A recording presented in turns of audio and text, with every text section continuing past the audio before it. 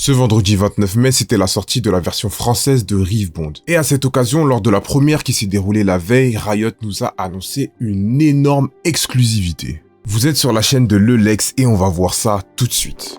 Déjà pour commencer, grâce à votre soutien et aux vidéos de qualité que je vous propose de manière hebdomadaire, j'ai pu être invité par Riot Games lors de leur événement d'avant-première pour la sortie française de Rive Bond. Et avec tout ça, j'ai pu avoir quelques petits goodies qui font très plaisir, hein, pour ne pas dire un peu trop plaisir, j'ai envie de vous dire. Bon, voilà, moi c'est la première fois que je reçois ce genre de choses, voilà. Donc une petite boîte avec une petite boîte Rive Bond française. Bon, la lumière est un peu dégueulasse, voilà, vous savez, en termes de logistique, on est toujours dépouilleux, mais voilà. Donc j'ai une petite Jinx très sexy sur sa petite boîte, accompagnée, excusez-moi, d'une petite display Rive Bond FR, voilà. Donc on va vous l'ouvrir. Je sais pas si on fera un pack opening, je pense pas qu'on fera un pack opening. Je vais juste l'ouvrir et vous montrer mes petits hits. Je vais faire un petit tweet et on va mettre ça à la fin de la vidéo. Étant donné que j'ai plein de lots, la display, je vais me la garder pour moi, je vais l'ouvrir parce que je manque encore de cartes du set 1. J'ai d'ailleurs pas de baited hook et j'aimerais beaucoup jouer Fiora parce que c'est très amusant. Mais du coup, pour le reste, j'ai à ma disposition les fameux decks Champion Deck en français de Rive Bond que vous connaissez bien. Lee Sin, Jinx et Victor. Si vous vous rappelez de mes vidéos, vous savez lequel je vous ai recommandé. Et du coup, je vais vous faire gagner ces 3 decks. Tout simplement parce que je suis gentil et parce que vous le méritez bien. Je ne suis pas... Après tout le buzz que j'ai, encore une fois, tout ce buzz, c'est grâce à vous que je l'ai. Donc, autant vous faire gagner un peu ce qu'on m'a offert, tout simplement. C'est gratuit, j'ai envie de vous dire. Donc, pour participer, on se retrouve à la fin de la vidéo. Voilà, à tout à l'heure. Comment ça s'est déroulé cette petite avant-première? Eh bien, j'ai pu avoir un exclu des scoops, comme on dit, des scoops, parce que je suis un journaliste maintenant, je suis créateur de contenu, je suis un insider, donc je suis là pour vous rapporter toutes les news qu'on a eues.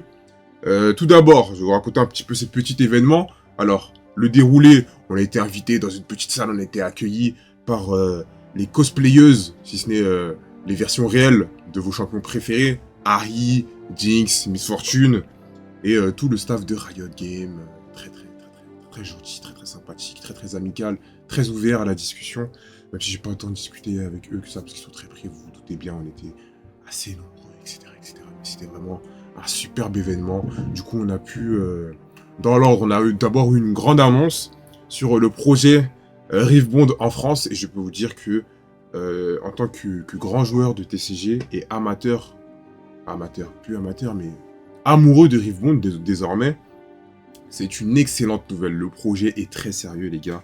Et vous allez, si vous n'avez pas encore entendu parler du projet du Rift Tour qui va se dérouler en France, eh bien, je vais vous parler très brièvement du Rift Tour. Ce n'est pas une publicité, non. C'est juste un résumé de ce qu'on nous a présenté parce que, après tout, vous aussi, vous devez être informé de tout ce qui se déroule sur la scène française de Rive Bond. Et c'est du très lourd.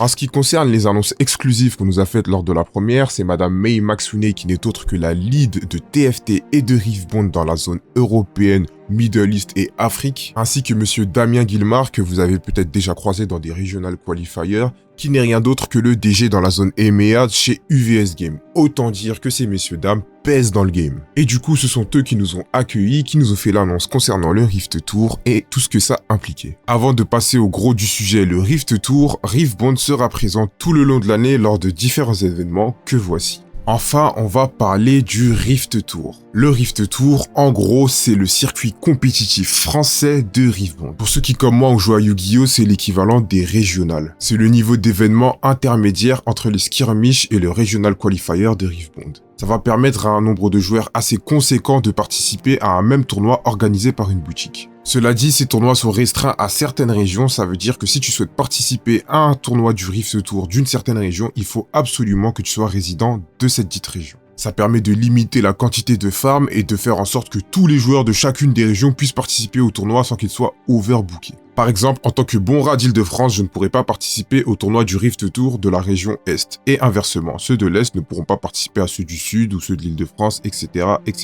Bref, tu m'as compris. Malgré ces restrictions, je ne doute pas que ces tournois seront probablement remplis, mais ça permet de extrêmement limiter la casse. En termes de nombre de tentatives, la seule restriction sera géographique. Tu peux tenter autant de tournois du Rift Tour que tu veux tant qu'ils sont dans ta région. La liste des 16 boutiques qui organisent les différents tournois est déjà disponible sur le site officiel du circuit. En ce qui concerne le format de ce circuit, il se divise en 3 phases distinctes. La première, c'est la phase qualificative qui aura lieu dans chacune des boutiques qu'on a vues précédemment. À la fin de chaque tournoi, les 2 meilleurs joueurs de celui-ci pourront accéder à la prochaine phase du circuit. Au total, chaque boutique pourra qualifier jusqu'à 8 joueurs pour participer à la prochaine phase du circuit. Le nombre de boutiques étant de 16, ça nous fait un total de 128 joueurs qualifiés pour la phase 2 du circuit du Rift Tour. Chacun des participants du tournoi se verra recevoir un Jaceman of Progress en promo. Après la phase 1 locale, on passe à la phase 2 finale de division. Lors des finales de division, ce sont donc les 32 meilleurs joueurs de chaque région qui s'affronteront pour décider qui seront les 2 meilleurs qui le représenteront lors de la finale du circuit du Rift Tour. Ces tournois se dérouleront aux alentours de septembre et étant capés à 32 joueurs, ils se dérouleront comme des skirmishes. Ça veut dire un tournoi en round suisse de 5 rounds suivi d'un top cut de 8 joueurs. En termes de dotation, on est vraiment pas mal puisque le gagnant de ce tournoi repartira avec une gold coin, un voyage tout frais payé ainsi que l'hôtel pour la Paris Games Week, une display et une carte promo hôtel de l'unité. Le second lui repartira avec 16 boosters, une carte promo hôtel de l'unité mais une coin silver. Et bien sûr, en tant que finaliste, il gagnera lui aussi un voyage tout frais payé en direction de la grande finale qui aura lieu à la Paris Games Week. Pour les demi-finalistes, ils recevront tous deux une coin bronze et ainsi de suite jusqu'à la 20e place où il y a encore quelques lots. À l'issue de chacun de ces tournois, les 8 meilleurs joueurs de toute la France s'affronteront donc lors de la grande finale qui aura lieu à la Paris Games Week. Lors de la première à laquelle j'ai été invité ce jeudi, on a pu nous présenter la veste que chacun des joueurs du top 8 aura. En plus de ça, ils auront aussi droit à un playmat hôtel de l'unité.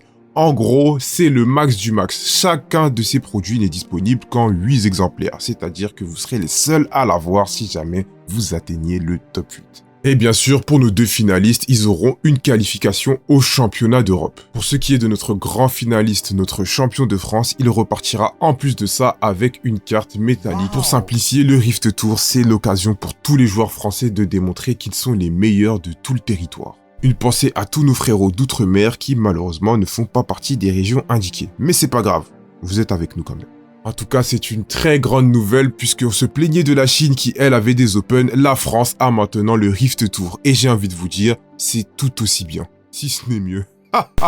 Étant donné que je sais que ma vie vous intéresse au plus haut point, je vais vous raconter ce que j'ai fait lors de cette avant-première, ou plutôt le programme de cette fameuse avant-première de Rivebond en France. Cette avant-première qu'on appelle la première. Ouais, c'est pas de la gnognotte, c'est pas de la gnognotte, c'est la première. On n'espère pas la dernière, évidemment. Alors, pour vous expliquer, on a d'abord eu l'annonce sur le Rift Tour, comme je vous expliquais. À la suite de cela, on nous a passé un petit livret comme celui-ci. Ce petit livret, vous voyez ici, bon, il y a Jinx toujours dessus, mais vous avez un petit sticker ici présent. On a aussi pu gagner des stickers d'ailleurs. Petit sticker Jinx. Il y avait 4 équipes, enfin 4 champions différents. Je crois que c'était Jinx, Timo, Darius et Léona, mais je suis pas sûr. Je crois que c'est quelque chose comme ça. Je suis pas sûr sur la Léona, mais c'est un truc comme ça. Et du coup, on a fait une petite soirée jeu. Voilà, une petite soirée jeu orientée autour de Rivebond et de Runeterra. Et je vous explique le principe. Le but de cette petite soirée était de résoudre certaines épreuves. Comme dans Fort Boyard, on a fait un petit Fort Boyard de Rivebond. Franchement, la soirée était exceptionnelle. Je suis jaloux de moi-même tellement j'ai trop de la chance. Je suis trop heureux d'avoir fait ça. Je vous jure, j'étais comme un gosse. J'étais là. Énigme numéro 1, énigme numéro 2. Il y avait des magiciens et tout. Non mais... Oh là là. En fait, j'ai pas les mots. Donc je vais m'arrêter là. Ça ne sert à rien. Je sais pas si on entend les sons qui en font. Malheureusement, j'ai du son de mauvaise qualité. Vous connaissez votre gars. C'est un pouilleux. Il doit le rester. C'est un peu d'authenticité, ouais. Si un jour je suis dans une villa... Bah, super. Enfin bref. Du coup, on a d'abord un petit message de Riot Games qui vient nous dire que c'est les meilleurs et qui sont très gentils avec nous et qui nous aiment beaucoup et qui aiment beaucoup leur jeu et qui nous remercient d'être là. Mais c'est moi qui les remercie, eux, de moi être là-bas. Voilà. On va pas inverser les rôles. Merci, papa. Donc, alors, pour vous expliquer... Le but de la soirée était de réunir 6 runes que j'ai réussi à obtenir parce que je suis très malin et je suis très doué à Fort Boyard. J'ai regardé ça toute mon enfance. Le but de cette fameuse soirée, c'est d'obtenir ces 6 fameuses runes. Pour les obtenir, il fallait résoudre des énigmes, passer des épreuves, être malin, réfléchir, savoir compter, etc., etc. Bref, tout ce que je suis, évidemment. Bon, plus sérieusement, je me suis mis à parler un peu trop longtemps pour rien dire. Du coup, la salle située au 13e art à Port d'Italie était un véritable musée de Rivebond en version française. C'était vraiment super stylé, il y avait de tout, des unités, des gears, qui d'ailleurs en français s'appellent des équipements, donc ça risque de poser problème avec les 7.2, puisque dans le 7.2, il y a des équipements. Donc, comment on va appeler les équipements? Des équipements, d'équipements, bref. Je ne sais pas. En tout cas, c'était super stylé. Il y avait même un mur avec les 9 signés en version française. Vraiment super impressionnant. D'ailleurs, j'ai l'impression que le foiling et la texture des cartes a beaucoup changé avec la version française. Ça n'a rien à voir avec les versions anglaises. Enfin bref, ils nous ont laissé faire mumuse un petit moment et ensuite ils nous ont présenté le Rift Tour, un événement dédié à Rivebond en France. Après qu'on nous ait présenté le Rift Tour, la soirée a continué avec cette fameuse session de Fort Rivebond. Ce nom a totalement été inventé par mes soins. La soirée a donc débuté avec un magicien qui nous a donné des instructions qu'on devait suivre. Chaque participant a d'abord récupéré un livret dans lequel étaient inscrits des choses assez obscures. Pour pas que tout le monde fasse les mêmes épreuves, il y avait 4 livrets différents. Un basé sur Jinx, l'un sur Teemo, Darius et enfin sur Leona. L'objectif était donc de récupérer une rune de chaque couleur afin de remplir notre petit livret. Elles étaient donc au nombre de 6. Il n'y avait pas vraiment d'ordre pour compléter les épreuves, donc moi j'ai commencé par celle qui consiste à identifier 6 différences entre ta légende et la carte originale. Bien évidemment, les cartes originales étaient affichées sur des murs, on n'allait pas deviner les différences de tête. Après avoir identifié les différences, tu les montrais à la conservatrice qui te donnait ta rune verte ainsi qu'un jeton. Alors je vous explique, le jeu c'est les 6 différences, parce qu'il y a 6 couleurs dans Rivebond comme vous le savez. Et actuellement, je suis à 5, c'est tellement dur genre. Ça va jusqu'à la couleur des ongles, c'est hardcore genre. L'épreuve suivante, c'est Miss Fortune ainsi que la gardienne du musée qui te l'imposait. La première étape, c'était d'identifier à quel groupe ton champion appartenait. Bon, moi j'avais Jinx, donc c'était évident que le missile, c'était pour Jinx. Après ça, c'était assez simple, une fois que tu as identifié ton champion, tu avais 3 phrases qui lui étaient associées. Ces phrases, c'était des citations présentes sur des cartes affichées dans le musée. Pour faire simple, fallait faire le tour de la salle afin de trouver les 3 cartes qui étaient associées aux citations qui sont liées à ton champion. Dans mon cas, les 3 citations étaient respectivement associées à Fendoir, Leona déterminée et Aurore éclatante. Et oui, bienvenue dans la VF. Une fois l'épreuve réussie, tu partais avec ta rune bleue et un nouveau jeton. L'épreuve suivante, c'était le magicien qui nous l'imposait. Je suis actuellement avec Monsieur Barcode qui se régale en chemin. Nous avons résolu 2 énigmes, les 6 différences et les énigmes tout simplement. Et maintenant nous allons faire un calcul mathématique avec monsieur le magicien ici présent. Après s'être bien foutu de toi avec ses tours de magie, il t'explique qu'il faudra que tu comptes des cartes comme lui le fait. Oui, j'ai oublié de le préciser, mais chacun des intervenants parlait avec des paraboles, des fois tu comprenais rien, t'étais là en train de te casser la tête. Je sais, le résumé, ça a l'air facile, mais je vous jure qu'en pratique, c'était beaucoup plus compliqué. Enfin bref, après avoir cherché dans la salle l'endroit où il fallait compter des cartes, il y avait juste une affiche avec plein de runes de comptabiliser. L'objectif, c'était de compter ces runes et de faire un simple calcul mathématique qui était indiqué dans ton livret. Bref, le résultat final de mon calcul, c'était 107. Après avoir remporté notre 3e badge, on se rend auprès de la barman qui va nous proposer une charade pour tenter de gagner notre 4e rune. Pour ce faire, elle nous demande de trouver son cocktail secret. Bon, celui-là, il était assez simple, chaque rune était associée à une lettre. Voilà, la réponse, c'était Poro Ronchon. 4e rune en poche, tout autant de jetons. Étape suivante. On part à la rencontre de Harry qui va nous poser des questions de culture générale sur l'univers de Runeterra. Ouais, cette partie était assez compliquée. Si t'as pas joué à LoL et que t'es pas un buté du lore, il y a de grandes chances que tu floppes. Après, il y avait aussi des questions sur Rivebond, genre quelle est l'unité la plus grosse du 7-1 ? La réponse est bien évidemment Volibear imposant. Oui, bienvenue dans la VF. Encore une fois. Après que t'aies répondu à ces questions, si Harry te trouvait aussi frais que moi, elle te donnait une rune orange ainsi qu'un jeton. Avec 5 runes et 5 jetons, on est paré pour la dernière étape. Cette dernière étape, c'est n'est nul autre qu'une partie de Rivebond, une partie d'initiation. En l'occurrence, vu que je suis un joueur expérimenté, j'ai pas eu besoin de la jouer. Mais pour les joueurs débutants, fallait faire une petite initiation pour apprendre les règles afin de récupérer la dernière rune, la rune rouge. C'est le monsieur qu'on appelle le bookmaker qui te l'a donné. Une fois que t'as récupéré tes 6 runes d'arène, t'allais te rendre au prize wall. Au prize wall, après que t'aies réussi à récupérer tes 6 runes, le staff te donnait un dé super stylé à 12 faces. Et juste à côté d'eux, il te proposait d'utiliser tes jetons dans une machine à sous qui te donnait des lots aléatoires. Et là, c'est ici que ma poisse entre en jeu. Il y avait dans la liste des lots des playmats, des sacs, des posters, des stickers et enfin des canettes. Je vous laisse deviner quel lot j'ai obtenu à de multiples reprises. Je vous le dis, je vous le donne en 1000, j'ai eu 4 canettes en 6 jetons. Je suis le poisseux ultime. Ah oui, il y a aussi, excusez-moi, je vais le chercher tout de suite. Meilleur que j'ai obtenu, hop là, c'est ce magnifique poster Jinx. Voilà, de la première, voilà, c'est la première. c'est la première. Il est magnifique. Je tiens à dire, je kiffe ce poster, la texture est incroyable. Donc je vais essayer de le plastifier avant de l'encadrer, pour ne pas qu'il s'abîme. Voilà, merci. Voilà, c'est mon meilleur goodie. Mais j'ai pu avoir des lots de consolation parce que Riot Games a été gentil avec moi. Mais en vrai, tout le monde a eu à peu près les mêmes lots. La vérité, c'est ça. Mais bon, sans les lots de consolation, j'étais vraiment mal parti, quoi. J'ai bu beaucoup de canettes à l'effigie de Jinx. Voilà. D'ailleurs, en parlant de cette canette, je vous l'apporte aussi. Oui, j'ai tout gardé, tout à fait. Bête. Elle est là. Voici la fameuse canette. La première, c'est une boisson énergisante, mais c'est une canette Jinx, donc je la garde. Alors, donc, au bout de ces épreuves, vous mettiez vos pièces. Après ça, on a eu droit à une session 2v2.